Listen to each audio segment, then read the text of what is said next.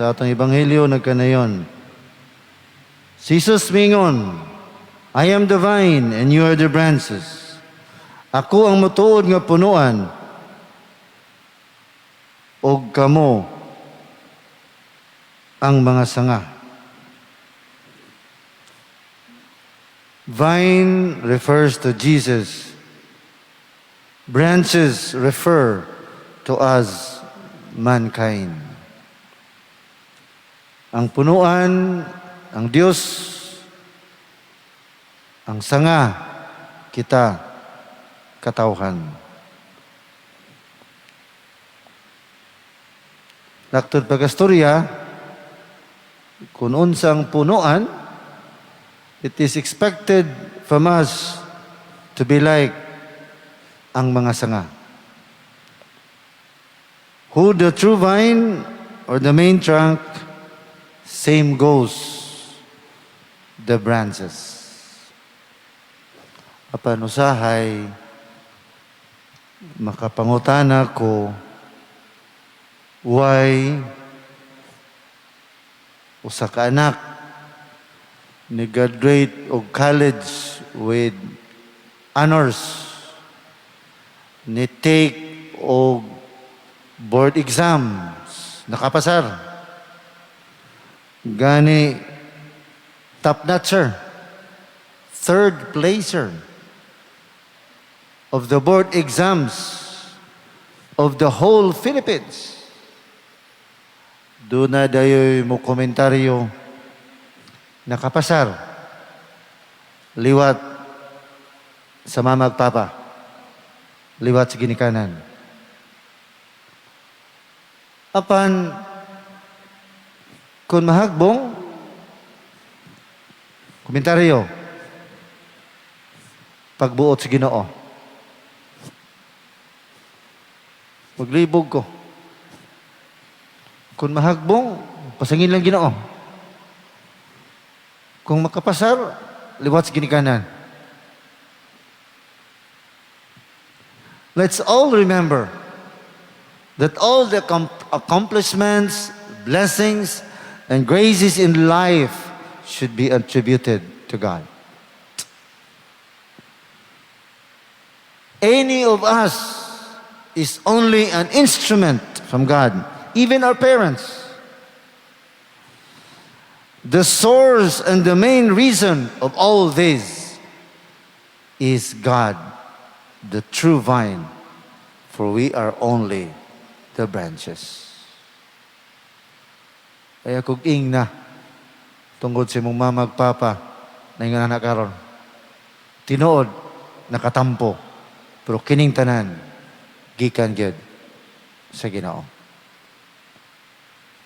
Kaduha, usa sa mga linyas ng Ebanghelyo nagkanayon, ang dili magpabilin kanako mahisama sa kasanga, ibalibag.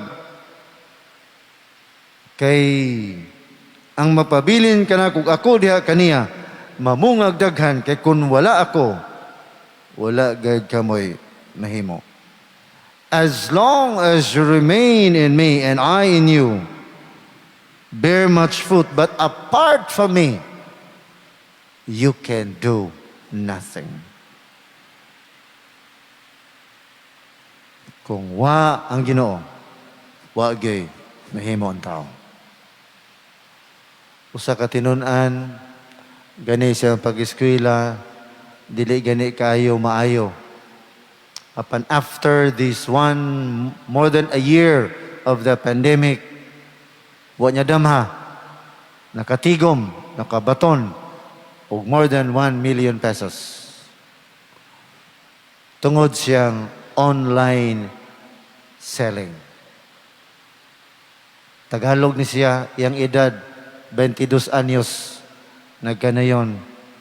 Sipag at tiyaga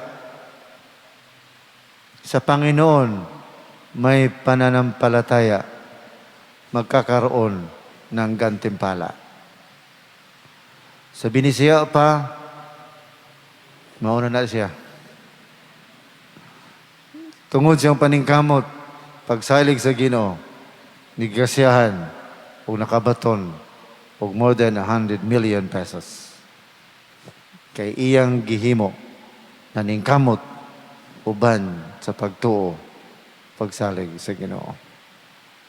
Sipag at tiyaga sa Panginoon may pananampalataya, makakaroon ng gantimpala.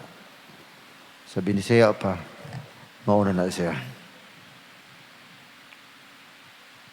I know it is a must, very important to follow at this time of this COVID-19, to follow diligently the minimum public health standards or health protocols. Apan dili na to kalimtan, if we follow diligently these health protocols, we should also follow the will of God to pray more and ask His divine help. Ako ipasabot mga igsoon, di wa tayo mahimo kung may Ginoo. Tingod stricto ta sa pagsunod sa balaod, aron dili ni mo kailap o mo katap. Pandi niya to kalimtan, mo strictly follow sa ta sa tong pagtuo, pagsalig sa Dios. Ampo kita, mga liya, ug salig ta kaniya. Munang ako mag-uol nga makahibaw ng ubang mga lugar, no mass, walay misa, gani ang ubang simbahan gisirad-an, apan ang ubang kalihukan gikonsiderihan. If we open the business, the tourism, the economy, then there's no reason that we should not open the church, have mass, for us to be saved from this pandemic, COVID-19. Without God, we can do nothing. Ablihan ang simbahan, ug unta dunay misa para sa atong kaluwasan. Kung solusyon ang social distancing, solution po kanato ang constant praying in order for us to be saved from the hassles, fears, worries, and anxieties in life. Katapusan, si Jesus nagkanayon,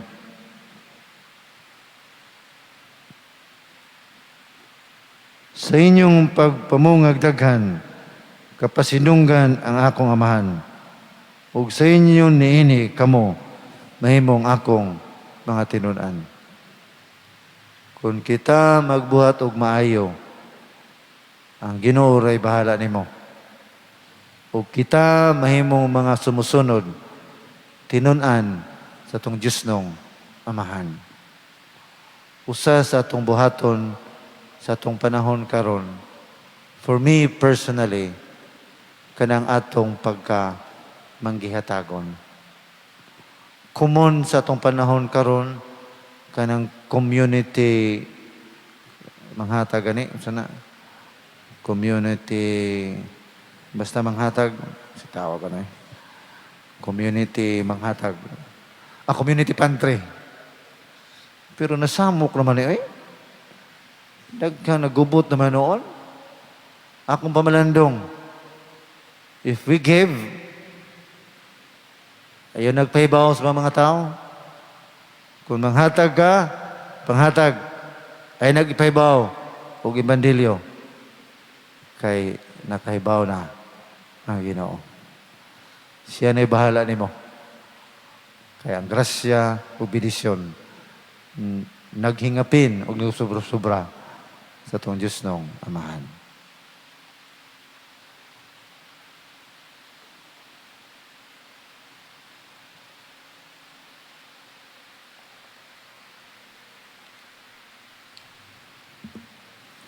Nagatuo kami susa ka Diyos, ang mahan makagagahom sa tanan, magbubuhat sa langit